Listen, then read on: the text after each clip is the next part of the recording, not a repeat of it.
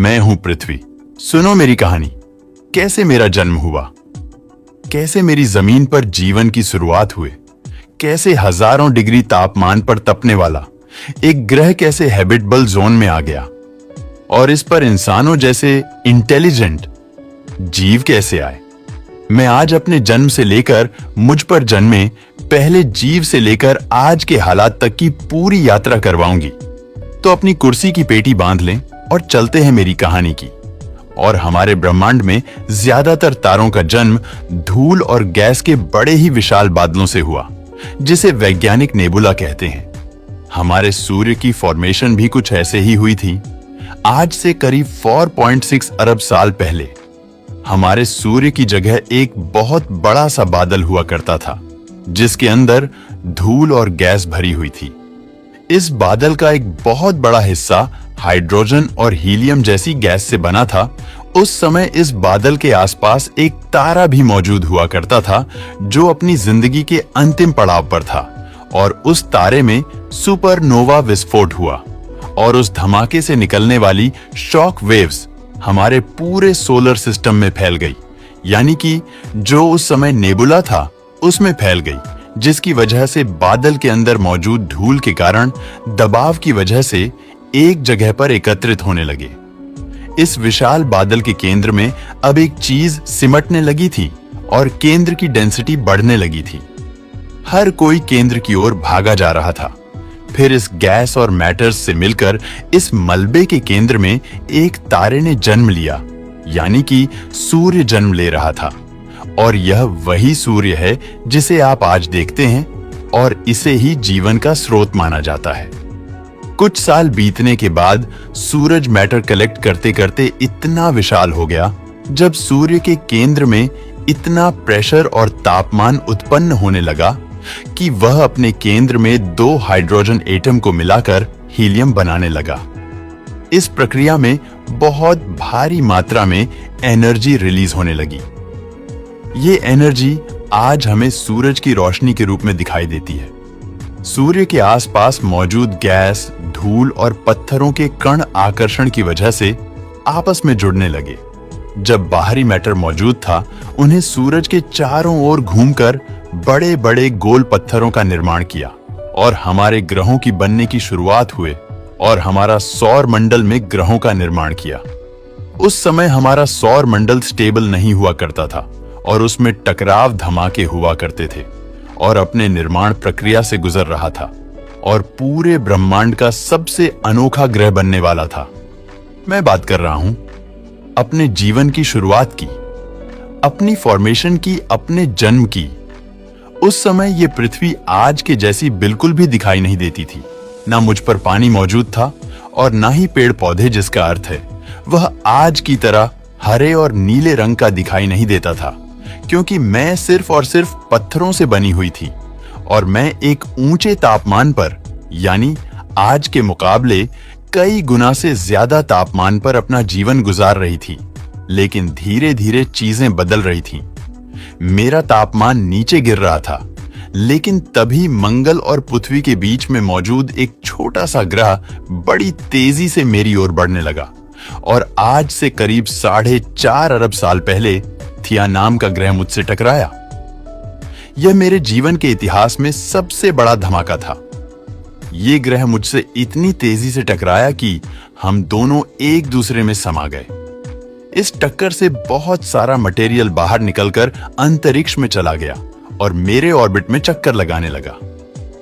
इस धमाके के बाद हमारी पृथ्वी का तापमान बड़े लंबे समय के लिए बहुत गर्म रहा। उस समय मुझ पर नरक जैसी स्थिति बनी हुई थी, लेकिन मेरे ऑर्बिट में घूम रहे उस मलबे ने इकट्ठा होकर एक और चीज का निर्माण किया।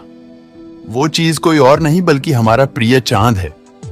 चांद भले ही दिखने में बड़ा सुंदर लगता हो, लेकिन उसकी फॉर्मेशन एक बड़ी तबाही से हुई थी। हालांकि कुछ समय के लिए उसने मुझे उथल पुथल कर दिया था, परंतु चांद को देखकर मुझे थोड़ी प्रसन्नता हुई। यह बात सच है कि इससे मुझे बहुत ज्यादा नुकसान हुआ था, लेकिन आगे चलकर यही नुकसान बहुत ज्यादा खास साबित होने वाला था। धीरे धीरे मुझ पर मौजूद गर्मी खत्म होने लगी और मेरा तापमान वापस से नॉर्मल होने लगा। वहीं अब मेरे चारों ओर चक्कर लगाने वाला चांद भी पूरी तरह से कंप्लीट हो चुका था। मैंने अपने आप को अच्छी तरीके से स्टेबल करने के लिए मेरे अंदर जितनी भी भारी चीजें थीं, उनको धीरे धीरे अपने सेंटर की ओर सेटल कर दिया। वहीं अब मेरे अंदर मौजूद हल्के एलिमेंट से मैंने बाहरी सतह की ओर रखे और इस तरह से पूरी तरह से मेरा स्ट्रक्चर डेवलप हो चुका था। सब कुछ बिल्कुल सही जा रहा था, लेकिन कुछ अरब सालों में मुझ पर एक बहुत बड़ा प्रलय आने वाला था। हमारा सौर मंडल अभी भी नया था और इसमें से बहुत सारे पत्थर मौजूद थे जो सौर मंडल में घूम रहे थे, जो आज से करीब 3.9 साल पहले मुझ पर ऐसे ही बहुत सारे पत्थरों की बारिश हुई। इस घटना ने मुझे पूरी तरह से बदल कर रख दिया। मुझ पर गिरने वाले पत्थर बहुत ही विशाल थे और यह मुख्यतः बर्फ के बने हुए थे।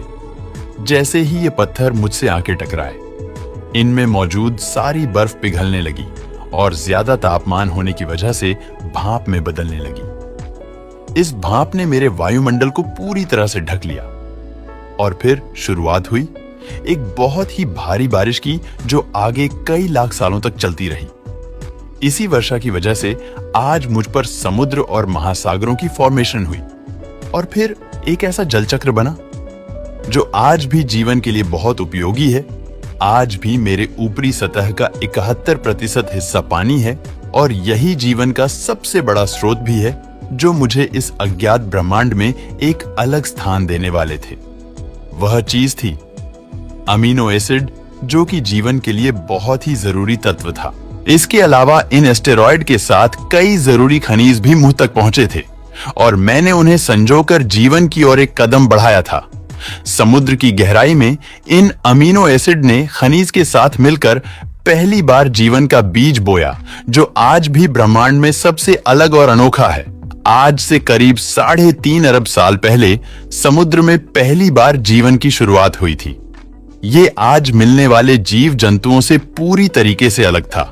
ये बैक्टीरिया के फॉर्म में था, लेकिन इनकी संख्या धीरे धीरे समुद्र की गहराई में बढ़ती जा रही थी। जल की वजह से मेरा तापमान धीरे धीरे कम हो रहा था, लेकिन ऊपर से मैं पूरी ठंडी होने की वजह से अंदर की गर्मी बहुत ज्यादा बढ़ गई थी। इसी वजह से मेरी सतह के अंदर बहुत बड़े ज्वालामुखी निकलने लगे। इन ज्वालामुखी की वजह से मेरी सतह का निर्माण होने लगा, यानी कि जमीन बनने लगे। आज से करीब 3 अरब साल पहले धीरे धीरे मेरा वातावरण स्थिर होने लगा था। लाखों साल गुजरने के बाद समुद्र के अंदर जन्मे जीव धीरे धीरे विकसित होने लगे थे। अब यह समुद्री जीव धीरे धीरे ग्रुप बनाकर रहने लगे, लेकिन इस वक्त तक भी हमारी पर एक ही चीज की कमी थी और वो थी ऑक्सीजन। लेकिन करीब 2 अरब साल पहली बार ऐसे जीवों का जन्म हुआ जिंदा रहने के लिए पानी के अंदर मौजूद खनिज और सूर्य की रोशनी ले रहे थे, लेकिन वह जीव माल त्याग के रूप में ऑक्सीजन बाहर फेंक रहे थे। धीरे धीरे ही माइक्रोबैक्टीरिया मेरे वातावरण में बहुत बड़ी मात्रा में ऑक्सीजन को छोड़ने लगे। यह प्रक्रिया लाखों करोड़ों साल तक ऐसे ही चलती रही, जिसके परिणाम से मेरे वातावरण में बड़ी मात्रा में ऑक्सीजन आ गई। लेकिन अब समय बीतने के साथ साथ मेरे अंदर हलन चलन होने लगी। टेक्टोनिक प्लेट्स में दरार आने की वजह से मेरे अंदर मौजूद लावा कई सालों तक जमीन पर उबलता रहा, जिसके परिणाम मेरे वातावरण में कार्बन डाइऑक्साइड की मात्रा बढ़ गई, जिसकी वजह से एसिड की बरसात शुरू हो गई और इसी वजह से मेरे वातावरण में मौजूद ज्यादातर कार्बन डाइऑक्साइड जमीन पर जम गया और वायुमंडल में कार्बन डाइऑक्साइड की कमी हो गई। इसका नतीजा ये हुआ कि तापमान तेजी से घटने लगा और तापमान इतना ज्यादा घट गया कि मेरे ऊपर मौजूद पानी बर्फ के रूप में बदल गया। मुझ पर पहली बार भयंकर आइस एज आया, यानी कि सफेद बर्फ ने पूरी तरह से मुझे अपने अंदर समा लिया था, जैसे कोई सफेद चादर ओढ़कर बैठा हो। इसी कारण मैं लाखों सालों तक इसी हालात में इसी बर्फ के नीचे ढकी रही और मेरे अंदर से गर्मी और ज्वालामुखी के रूप में बाहर आने लगी। इन ज्वालामुखी मुझ पर मौजूद बर्फ को पिघला दिया जिसकी वजह से धीरे धीरे फिर से मेरा वातावरण सामान्य होने लगा।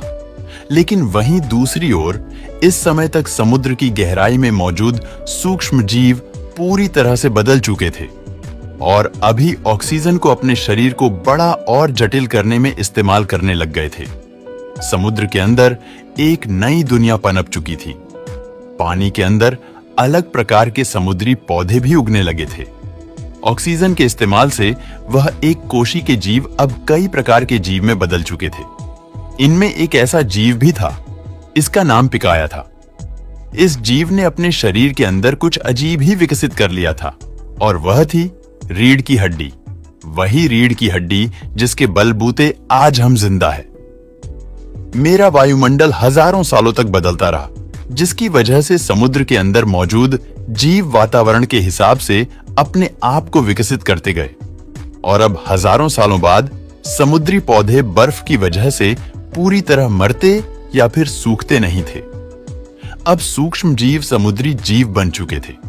जब फिर से ज्वालामुखी ने पृथ्वी की बर्फ को पिघलाना शुरू किया, तभी समुद्री पेड़ जल्दी ही विकसित होकर फैल गए। धीरे धीरे वातावरण में ऑक्सीजन की मात्रा बढ़ने लगी और पृथ्वी पर आने वाली एसिड की वर्षा कम होने लगी।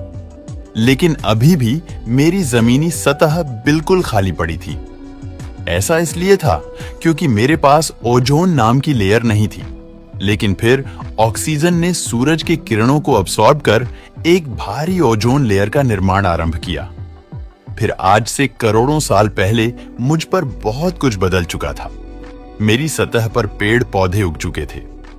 मेरी ऊपरी सतह पर पहली बार मोसोस नामक प्लांट उगना शुरू हुआ और धीरे धीरे अलग प्रकार के पेड़ पौधे ने पृथ्वी की सतह पर जगह बना ली। लेकिन इसी समय कई सारे समुद्री जीव जो धीरे धीरे समुद्र से बाहर निकलकर जमीन पर चलना सीखने लगे और जमीनी जानवरों में बदल गए। एक समय ऐसा आया जब इन्हीं में से एक कॉम्प्लेक्स जीव ने समुद्र से बाहर निकलकर जमीन पर कदम रखा और वहां पर जीना सीख लिया। करोड़ों सालों के विकास के बाद यह जानवर पूरी तरह से जमीन पर रहने के लायक बन चुके थे। मेरी ज्यादातर जमीन एक जगह पर इकट्ठा हो चुकी थी, जिसे आज हम पैंजिया महाद्वीप के नाम से जानते हैं। मेरा तापमान और वातावरण बिल्कुल स्थिर हो चुका था। अब समुद्री जीव वातावरण के हिसाब से उनके शरीर का रंग रूप बदल रहा था। यही जीव आगे चलकर डायनासोर में परिवर्तित हो रहे थे और इन डायनासोर ने पेड़ पौधे खाने शुरू कर दिए। उनका शरीर लंबा और विशाल हो गया। कुछ डायनासोर शिकार किया करते थे, जिस कारण वह छोटे और काफी आक्रामक होते चले गए। लेकिन फिर से मेरा वातावरण बदलने लगा। एक बार फिर से ज्वालामुखी के रूप में बाहर निकलने लगी और इसी वजह से तापमान बहुत ज्यादा बढ़ गया, जिसने पृथ्वी पर अकाल की स्थिति पैदा कर दी। और इस अकाल ने मुझ पर मौजूद 90% पेड़ पौधों और जीव जंतु को खत्म कर दिया। कुछ प्रतिशत ये जीव इस अकाल में जिंदा बच पाए थे, जिन्होंने अपने आप को बचाने के लिए जमीन के अंदर रहना शुरू कर दिया था। लेकिन फिर कुछ हजारों सालों के बाद मेरा वातावरण सामान्य होने लगा। मेरी ज्यादातर जमीन एक ही जगह इकट्ठी होने की वजह से जमीन बंजर और रेगिस्तान हो चुकी थी, मगर अब फिर से मुझ पर हरियाली पड़ने लगी।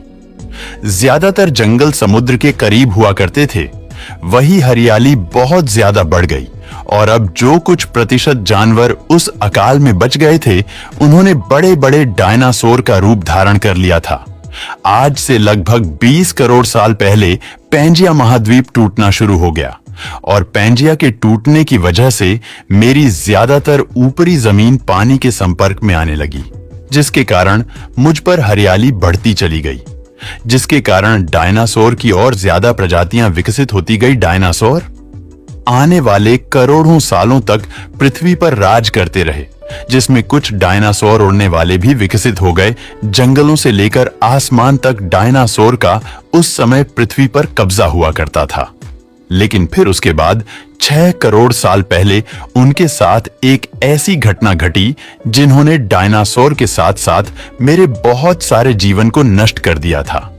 वह घटना थी उल्का पिंड की मुझसे टकराने की बाद में पृथ्वी पर लगभग जीवन खत्म हो चुका था, परंतु मैंने जीवन को बचाने के लिए अपने हर संभव प्रयास किए और एक बार फिर से एक नए जीवन की शुरुआत हुई। एक बार फिर से मेरा जमीनी इलाका हरा भरा हुआ और एक बार फिर से इसमें जानवरों की चीखें, किलकारियां और उनके मधुर स्वर गूंजने लगे। धीरे धीरे ये जानवर विकसित होते गए और आज के इंसान के रूप में भी हमें एक जीव है जो आज मेरे इतिहास के बारे में जानना चाहता है। तो आपको मेरा सफर कैसा लगा? मुझे कमेंट करके जरूर बताना।